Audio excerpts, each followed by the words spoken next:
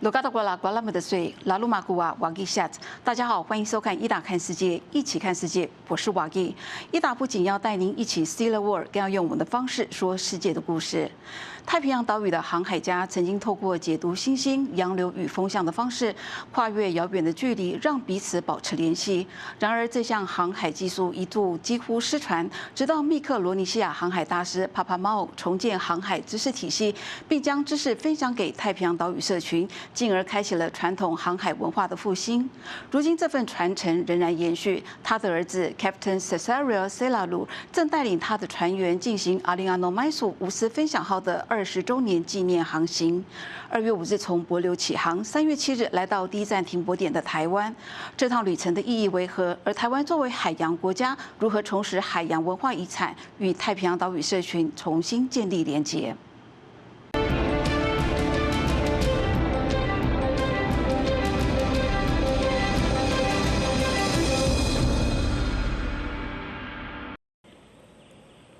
？We are honored to welcome today's distinguished guest, Sesario Sewralur, Grandmaster Navigator and Captain of the Alingano Maisu. Hello. Hi. The ancient practice of wayfinding, navigating the open ocean by stars, memory, and ocean swells instead of modern instruments was once in decline until your father, Papa Mau, helped revive and share this knowledge across Pacific Island communities. Your father is widely recognized as a key figure in bringing traditional Polynesian navigation back to life, especially practice like celestial navigation. As his son, how do you personally reflect on his influence on you? And what was it like growing up in that kind of legacy? And how has that heritage shaped the way you see the ocean and understand navigation today? My father's influence in traditional navigation, or the art of navigation, is he always prefer, to work with your culture, with your, cultural values, because this is how the Pacific Islanders grew up with before all the colonization came in to take your cultures away from. So the impact of what he has done is we are not ready as to receive what modern technologies are. As we are not the creator, but we are the people of the ocean, that we understand the nature.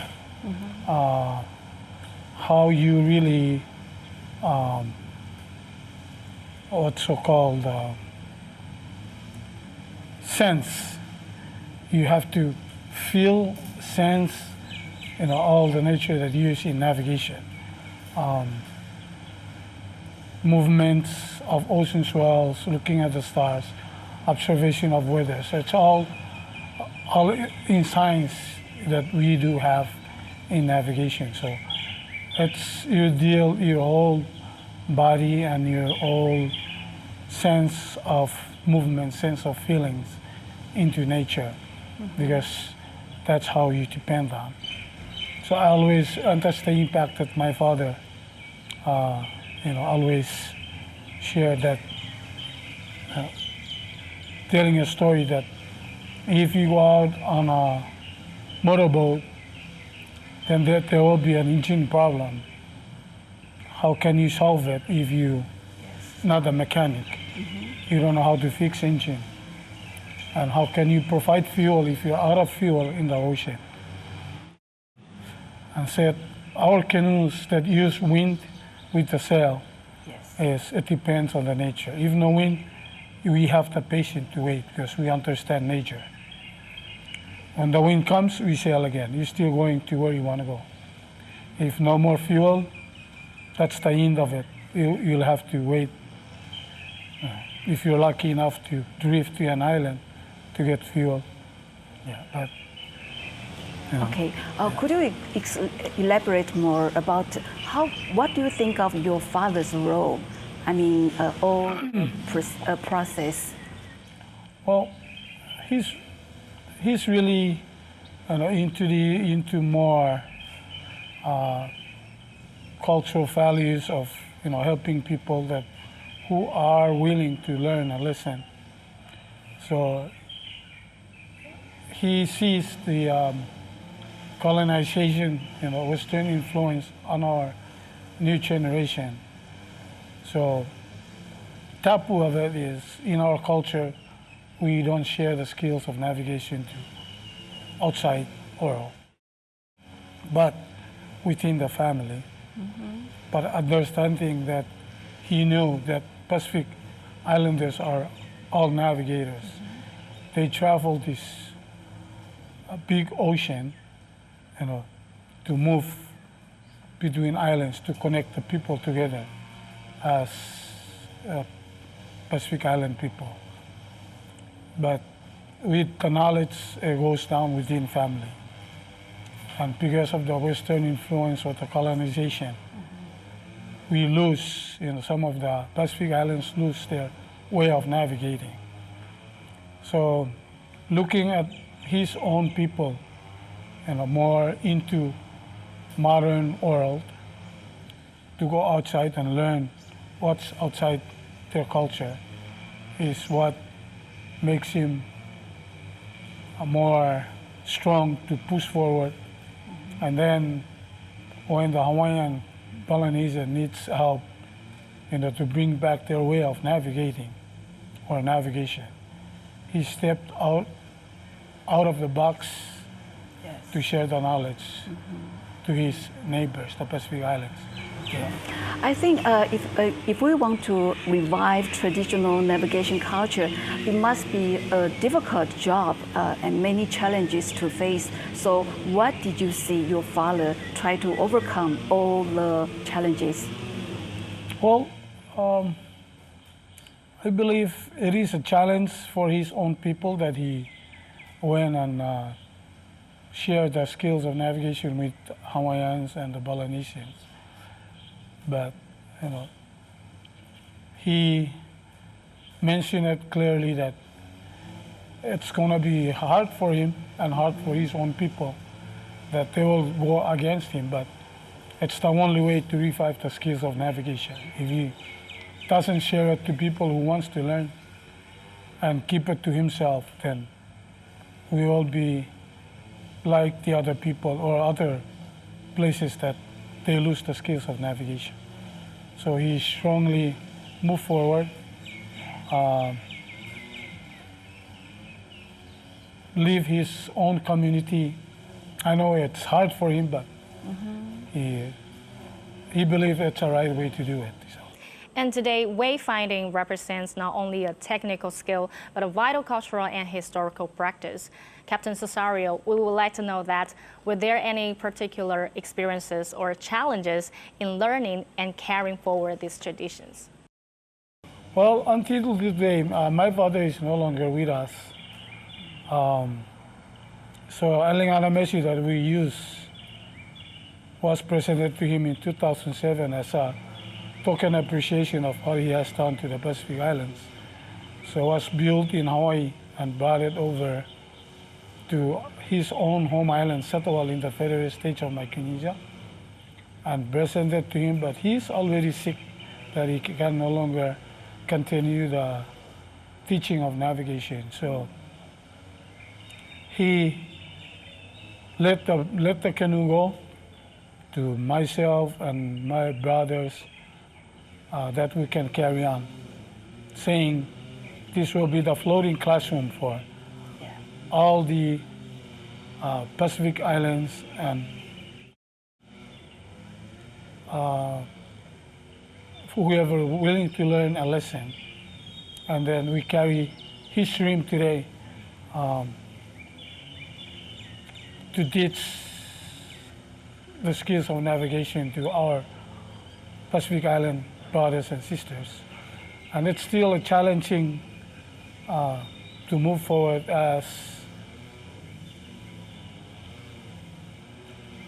as I said, new generations are more into modern world than into in more value value of their culture.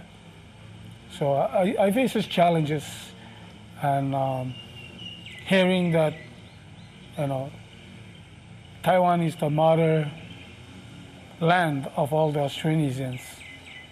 So we want to bring that to inspire our new generation. Now that I've seen last voyage last year when we first came, then with all the stories that spread to our own people, it's inspired some of the new generation to participate, which is I have more participants on this voyage because of what's being shared. And yes, we heard about Taiwan as a motherland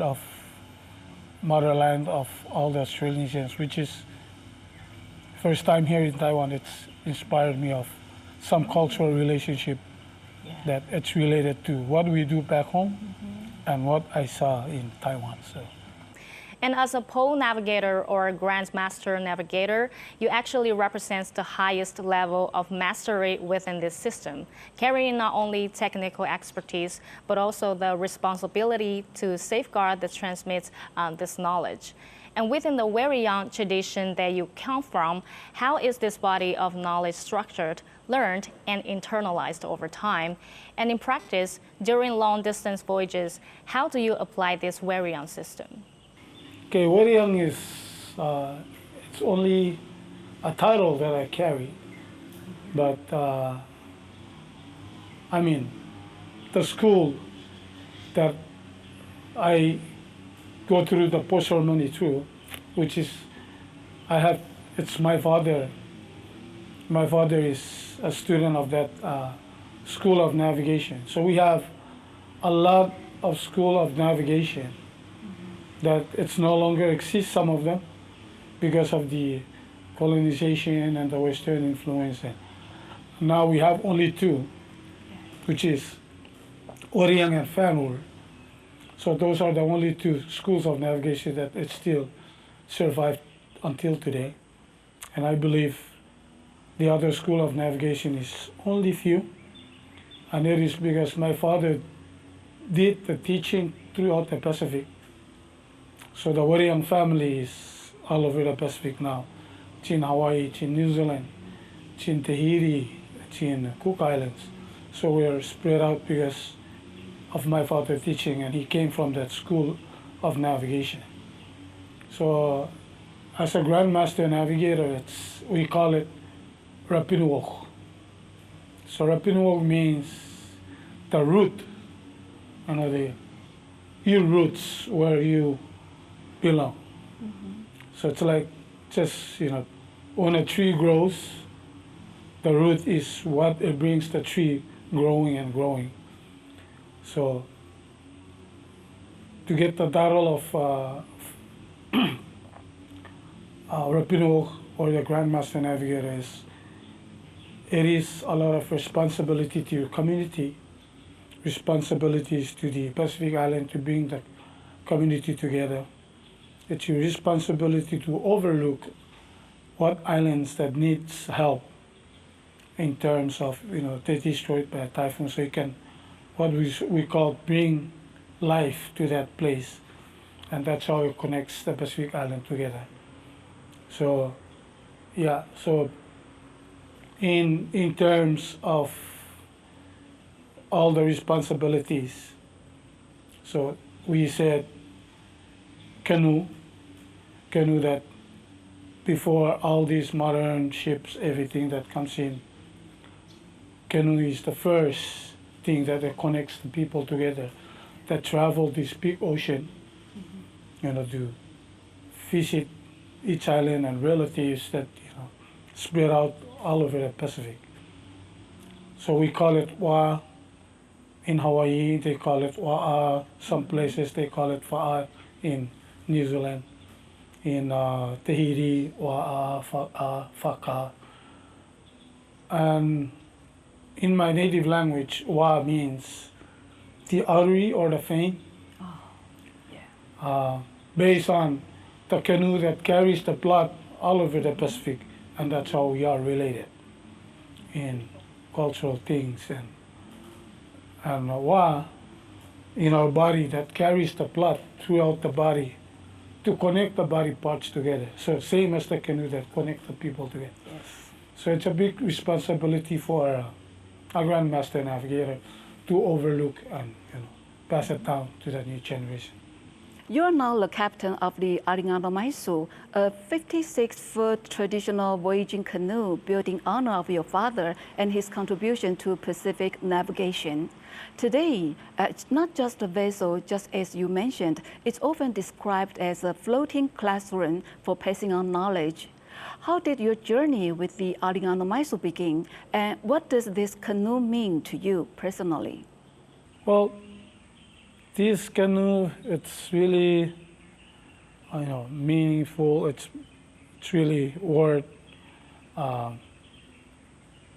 using as a floating classroom because it's donated from all the Pacific Islands as care and sharing of what my father has shared. Mm-hmm. And this canoe is carry the wisdom of knowledge to bring to our new generation.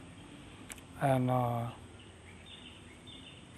as we use as a floating classroom, it's going to bring all the islands together. So we're not only stopping in Taiwan, we're including Okinawa, the rest of the Pacific, and back to Palau, and continue on all the way to Hawaii. And I always believe that, who knows, maybe while we were in Hawaii, we might change our decision or sail plan, that we might go down to the south, to the Polynesian, rest of the Polynesians. But it's really a guidance of our ancestors. And the canoe itself connects the people. Mm-hmm. And a matter of, we've been having a lot of, we have crew from Taiwan, we have crew from Saipan, Guam, Palau, all over, and then Federal State of Micronesia, mix of nationalities. Mm-hmm. So the policy, as a Grandmaster Navigator, is what I told my crew is, the canoe itself is your mother, the navigator himself is your father, and you are all brothers and sisters, no matter where we come from. So we treat each other as one family. I'm from the Republic of Palau. Ocean is seems like when we got here, the phrase was coined, one ocean, one family, and it seems like that's very true. We all share one ocean, and I've always loved the ocean since I was a child, going to the beach and learning how to swim. So ever since that, my whole life, I live on an island, so the ocean is all we have. So it's very important to me. Traditional knowledge is still intact in a few elders, and one thing good about it now is it's written. Back in the day, we didn't have a written culture. Nobody wrote things down. It was just passed down by storytelling and from chants. And a lot of the elders have passed, but there's still some that are still with us today. And it's really important to have those the cultural customs and everything else that goes along with it, because it just kind of shows you who you are. And in this world of globalization, we all tend to somewhat think the same and talk the same and whatnot, but it's nice to say that you have your own identity. So that's what I like about it. The biggest challenge is just passing it on to kids and having them absorbing it. And it's hard to go against YouTube, and it's hard to go against countries that are well developed, because most kids want to go to some places to further their knowledge or to go into a workforce where the paying is good. And in the islands, it's not that way. So the biggest challenge is just brain drain, and of course just you physically being in the island. A lot of people are just kind of migrating out. Yeah. Well, with this day and age, you have many different forms of transportation. Traditional navigation and sailing and voyaging had a purpose at one time. You sail out to go look for food, to go to the fishing grounds, to bring back food, to trade with other islands.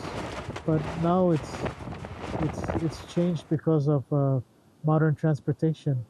But for the kids to learn something like this, I think would be especially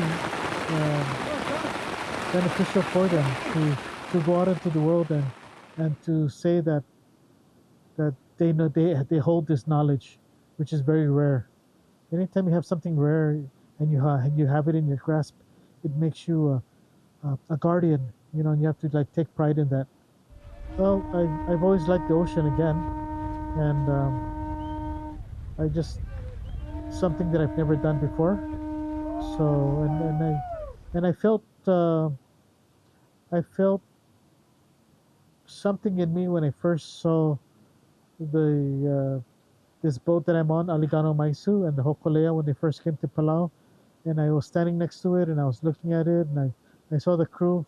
Something in me just kind of woke something in me, and for somehow I can't put it back to sleep. There's a lot of similarities, we're different color, different language, but the feelings, the family bond, just caring for each other, it's something that I grew up with, and it's in our islands, and I see something that I feel I can't really explain. I think I'm not sure if it could be the Austronesian migration that came through the Pacific, went through all over, and then, just kind of touched each island with their knowledge and with their skills and all of that. I felt like when I came here, back to Taiwan, this is my second visit, I just felt very, very close. Very close. Yeah, like I belong here. So if you can get me a visa for forever, I'll probably move back here. FSM, Satawal Island. It's very important to us to reconnect to our motherland. Yeah, Taiwan. Saw a lot of similarities in the culture. Some languages are same. Yeah. What about the food? The food, it's really good. Feels like the food back home. Yeah, What about the sea? Oh, Is it the same? the sea. I think my water is more dangerous than this. Yeah. For big waves. Good for surfing. A lot of sharks. Yeah.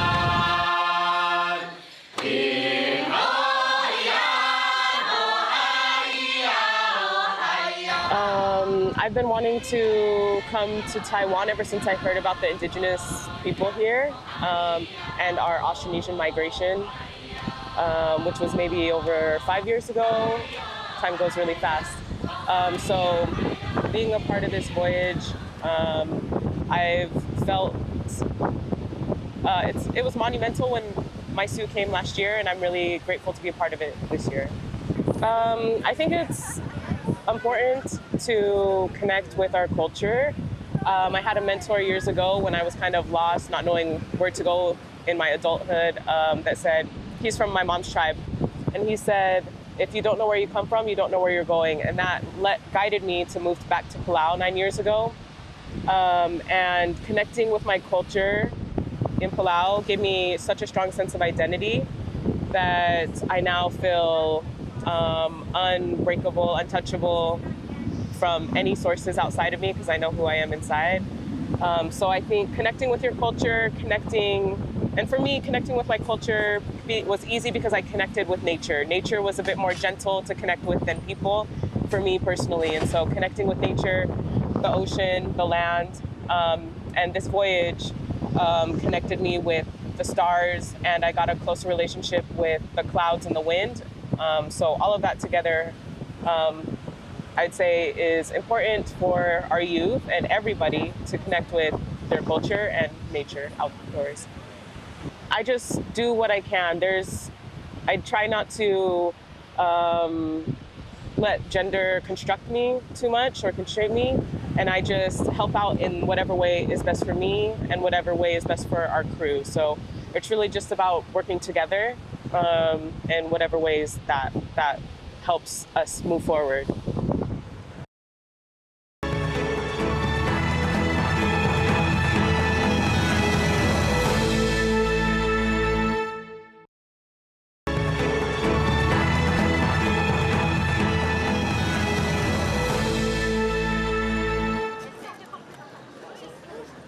The first time when I came here, I was so surprised because I didn't know that we have some similarities here with the Micronesian people.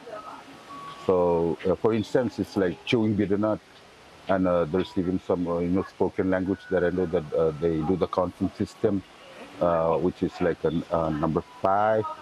They say lima. And for the I, they say mata, it's in us. And for people, they say tau, but us, we say tau. That's in Chamorro. Yeah, so pretty much that's why I was kind of surprised. In Micronesia, there's a lot of small islands, and they're kind of far apart. So we have to go by canoe, sail by canoe. So pretty much if you want to get in touch with someone from another island, you have to sail. So that's pretty much what they do. I mean, nowadays like in Satwal, Boluat, that's what they do. But back in the days, where they would also sail up to Saipan, down to Guam, then back down to the Caroline Islands. That's pretty much their transportation. That's how we always do. I think this is pretty much a wake-up call. Yeah, for for the world to know that we're all connected. Because I know the Austronesians, from what I've learned, the last voyage they started out from Taiwan, and this made me realize that we're just all one people.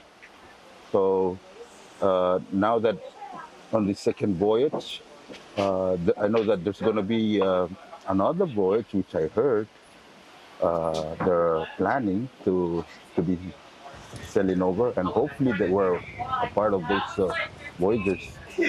So it's more like a wake-up call for everyone, because I know that most of the bacas and the canoe that sail around, they go to other places, but they hardly come to the motherland.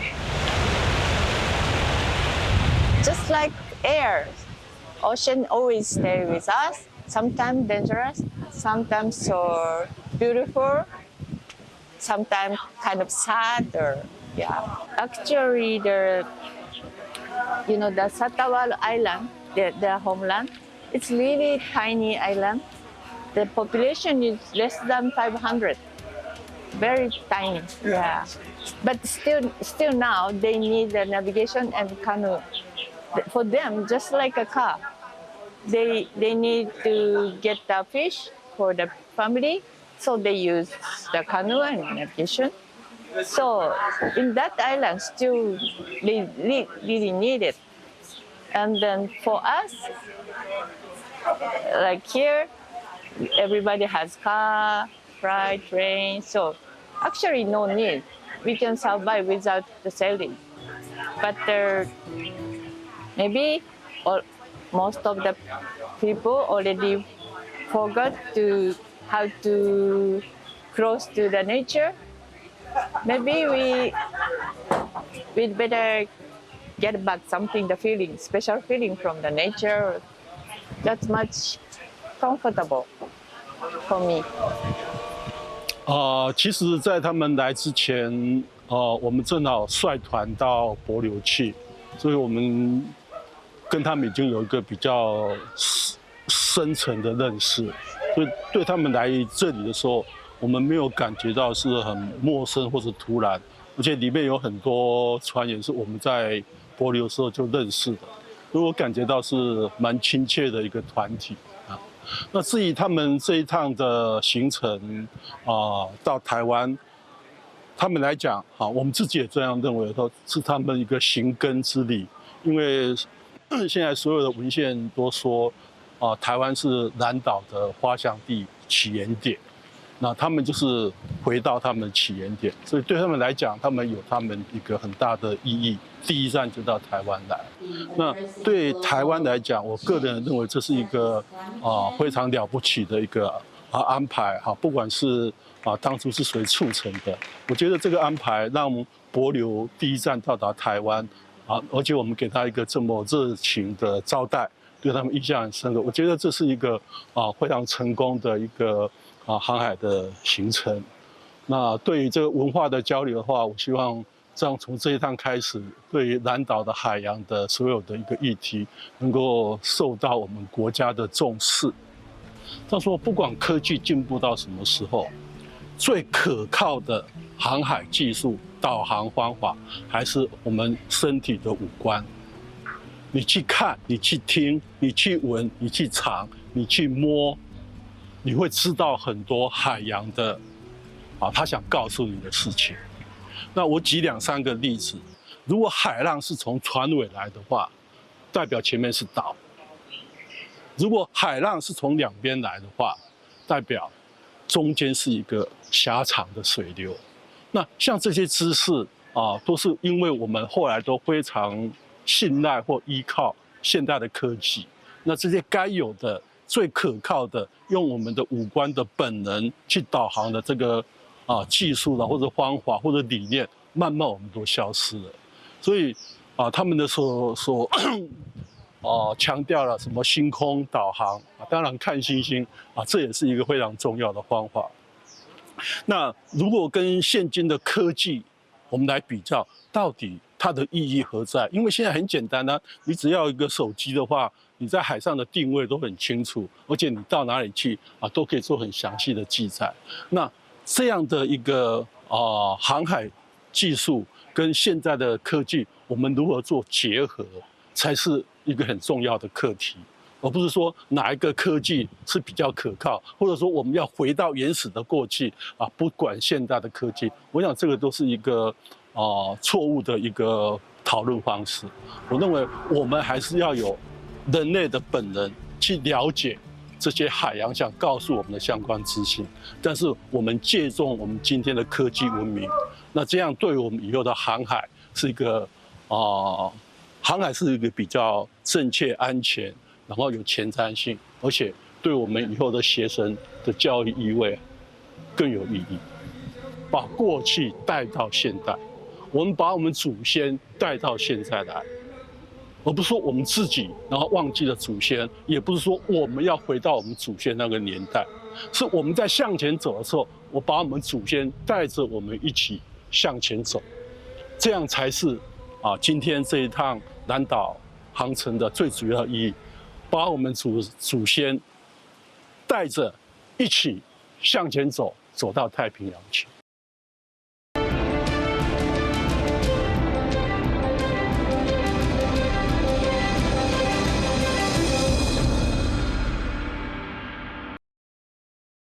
The 2026 voyage of the Alingano Maisu marks its 20th major journey since it was gifted to Papa Mau, a 6,200-mile 4-month expedition across the Pacific. Along the way, just also, as you mentioned, it connects communities in Taiwan, Okinawa, Guam, Saipan, Satawal, and Yap, while also building partnerships through university exchange, youth programs, and cultural collaboration. How do you see the significance of this 20th voyage? I really believe that we moved forward. We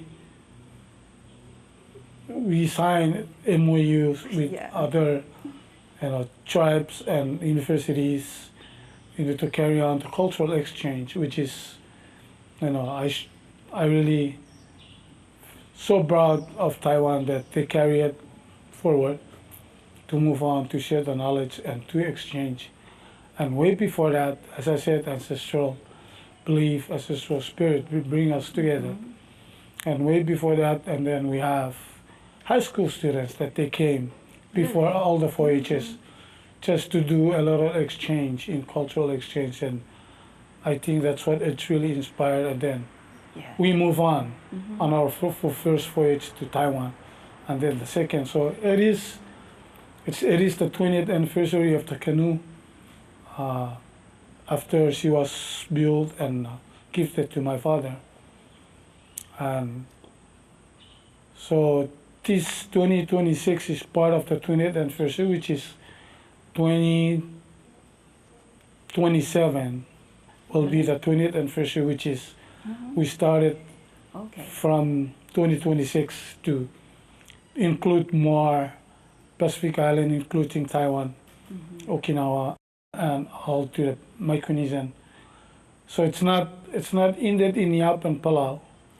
But we just look at what needs to be done in the canoe and we'll continue further to bring the canoe all the way to Hawaii, which is will probably set sail in October after we arrive back Palau in sometimes in May or end of May or early June. Then I'll have the crew rest for a while and then continue on in October. Up east, which is we're going to continue on to some of the islands in the Federated States of Micronesia, which is Chuuk, Pana Bay, Kusrai, and then the Republic of Marshall Islands, then on to Hawaii.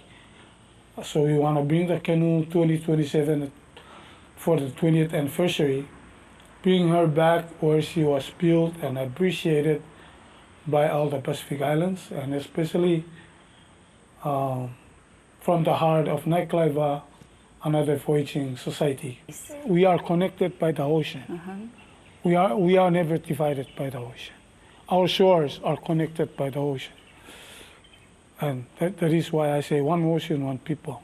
Because we are one people connected by the ocean, but not divided by the ocean. It is the colonization that came in and divided our water. Western influence came in and and now we have to carry passport. We have to abide by the policies. You don't bring your boat out because you never talk to the authority that you're gonna go out. It's not the way I look at it in the old days. Just share a little story when, growing up as a little kid, seeing all these Taiwanese boats, Okinawa fishing boats coming to our shore, doing trade. We give them banana, coconuts, they give us fish. And I was one of the barrelers that barrel on the canoe out, give them, and they give us fish. We bring to the chief. Chief will divide the fish among the community. So that's what bring me more strong. I said, this is what happened in the old days. We never been divided. We just now divided. We have to use passport to in there. Yes. So the 2026 anniversary voyage of the Alingano Maisu places Taiwan as its first destination. And Taiwan is widely regarded in academic research as one of the key points of origin for Austronesian peoples, with cultural and linguistic connections extending across the Pacific and into Southeast Asia. So Captain Sesario, how do you interpret Taiwan's role in this journey? Does selecting Taiwan as the first destination hold special symbolic meaning for you? Selecting Taiwan is, as I said, growing up, learning about history and about the Austronesians, the way where they move. So, some place where they work with tourism, and some place they will use the map where the Austronesian migrates. And as I said, looking at the weaving, Taiwan tribes weaving that is similar to ours. There's no difference. And that's what brings me more closer to Taiwan and to see more what needs to be done. Dances, quite similar, it's easy to learn because it's quite similar to ours, how we dance. So, yeah, learning all these things, hospitality as well. So, the way we welcome people in our homeland, the way Taiwanese people, receiving us in their hearts. And I believe it's in the bloodline because we always value visitors, because the way we want to value ourselves, because you want to be treated the way you are. Taiwan is being giving us the hospitality and the treatments that it's from the heart, which is same as us. Yes. We value visitors as we value ourselves, because one of the reasons is you want to be treated the way you want to you treat others, because you never know. We have all this ocean. You might go fishing, you drift away, go to an island that you don't treat them when they arrive your shore.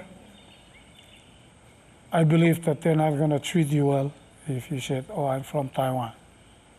But they will treat you if you come to their shore and they treat you good. Yeah. They come to your shore, you treat the same way. So that's an island way. That the whole Pacific, everywhere I go, Tahiti, Hawaii, Cook Islands, yes, it's an island way. The way I believe Australasians carry on. So we receive people as we valued ourselves. Yes. And just like you mentioned, the crew of Alingano Maisu actually reflects a broader Pacific and even global network, including members from Taiwan, Micronesia, Palau, and the United States. And this kind of collaboration echoes the idea that the ocean connects rather than separates island communities. And this kind of cross-cultural collaboration carries special significance in the context of the one ocean, one people philosophy. How do you build trust and share understanding among crew members who come from different cultural backgrounds? Well, it is my responsibility to overlook their reactions. And if somebody on board needs help, we do help. And that brings them more understanding on the real movements on the canoe, because if one of the crew member needs to rest because facing a little sickness or something, we let that person to relax. So we always talk about take care of each other as a family member. You take care of one of the crew member as you want to treat your own sister or your own brother. Yes. Because the main purpose of it is, if you're not working together as one family, you'll never get to where you want to go. You will remain in one place if you don't work together. But if you work together, you'll move forward.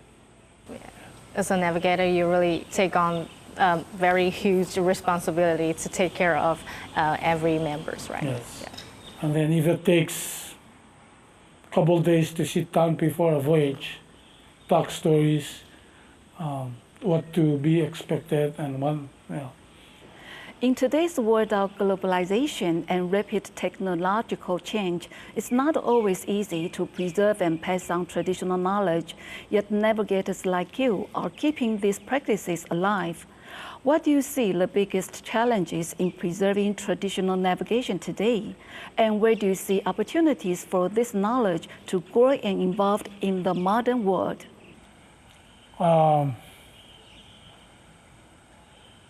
Challenges these days is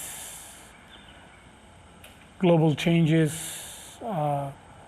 As I said, you have to be sense of movement, sense of feelings, and sense of it's a little bit changes these days because of the climate changes and everything. But I always tell my students, there's nothing wrong with the modern technologies you can use, but at least you have something you value as your own culture, that if these modern technologies are no longer available or shut down, but then you still have something to take you to where you want to go. So combined two is not a problem, but promoting our way of navigating with that nature is something that you need, because, for example, go out on boat, you lose your GPS. You don't see any land. That will be it if you depend on GPS. But if you have a knowledge of traditional navigation or our way of navigating, you lose your GPS, you still look at the references that ocean swells, birds, sea animals, that you learn about them, that they can still take you to land. You can still survive. On the ocean. Looking ahead, once this voyage is completed, what's next for you and the team? Are there any new forms of international collaboration you are considering? Well, we hopefully that with all the MOU that we signed, we hopefully that all the universities and the schools that we've been agreed to, work together. Hopefully they will come up with other on their side, but we will always be there to help, and we would like to move forward with more young generations to continue this work of our ancestors, which is, I would say that, I'm no longer going to be available maybe in a couple of years, because I am the sunset of today, and our new generation are the sunrise of tomorrow. Thank you very much, Captain Sesario, for accepting today's interview. Thank you so much. I appreciate it. And thank you for joining us today. And for more stories from Ita See the World, please stay tuned. 以上是今天的Ita看世界，我是网易，感谢您的收看，下周再会。